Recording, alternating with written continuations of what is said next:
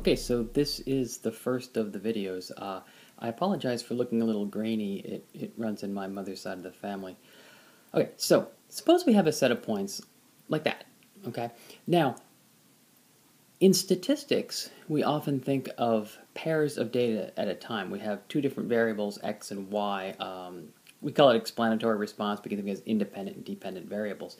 And we're often interested in trying to fit as best we can a line that goes through the points, okay? The graph you see is referred to as a scatter plot. It was named after Hans Scatterplot. Now, of course, in general, you're not going to be able to fit a line perfectly through your points unless x and y are two very uninteresting things, such as someone's height in feet and someone's height in meters, which would be perfectly linear. But nonetheless, we want to come up with this line, okay?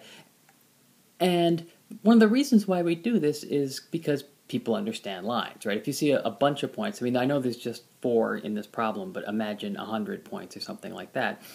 It's hard to talk about a relationship between the x and y with 100 points without using general tendencies, and a line does a really good job of general tendencies.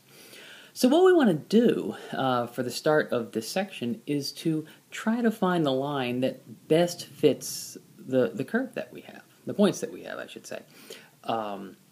Maybe we should talk about what that means first. Usually when we think about the distance between a point and the line, it looks a little something like this. And so typically the distance is just you drop a perpendicular and you measure that, like so.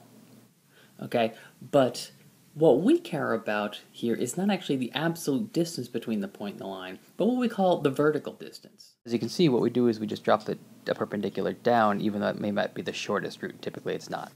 Now, the reason why we do is because we often want to think of this line as being a predictor.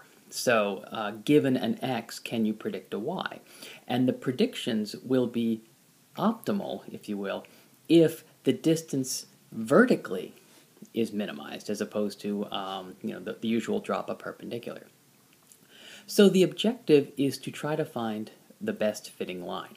Now, if you take elementary statistics here or somewhere else, although you should take it here, you're given formulas for computing that line. And they're not terribly pleasant formulas to deal with. They look simple, but they depend on some more kind of complicated formulas. The formula for the regression line appears at the top of this list, but this is showing you all the intermediate calculations to get a fairly simple formula at the end. But what disturbs me, of course, is that they're not proven, okay? That just kind of falls from the sky. Ultimately, the notion of a best-fitting line, one that kind of minimizes those vertical distances, is a multivariable calculus problem, or, fortunately for us, a linear algebra problem. And so we're going to approach this from the linear algebra perspective.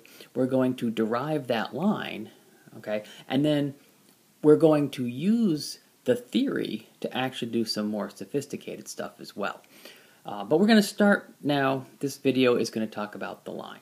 Okay, so the best case scenario is if the line perfectly matches those points, if those points are perfectly linear. Okay, if that's the case, then the line would look something like this.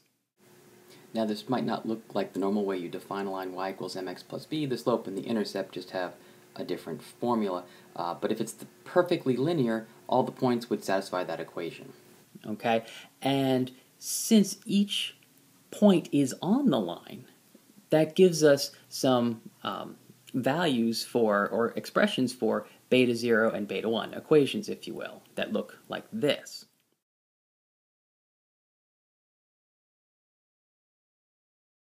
Okay, now again, if it's perfectly on the line, there's going to be a unique solution, beta 0, beta 1, to that system, okay? But in practice, that's an inconsistent system, okay? But it seems like just last section that we talked about how to deal with those, right? This idea of coming up with those normal equations, and we're going to try the same thing here. So as you see, we can always solve this, right? Because we have an invertible matrix, presumably, that we'll be able to solve. Okay, so a little quick chat about how we know that matrix is in fact invertible.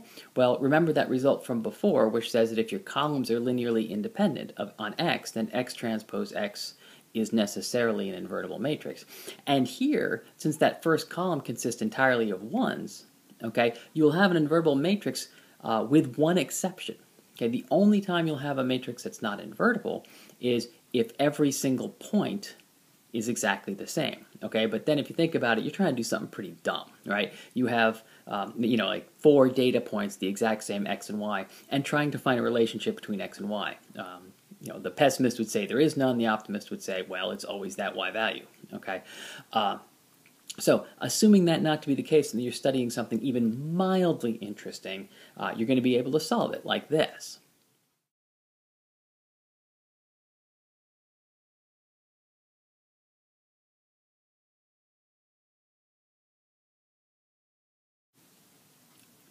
Okay, so we see how we can get the best fitting line.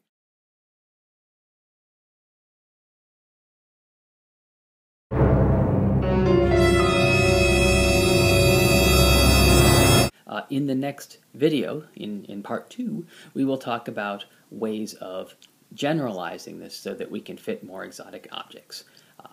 Good night and good luck. And where's the stop? There it is.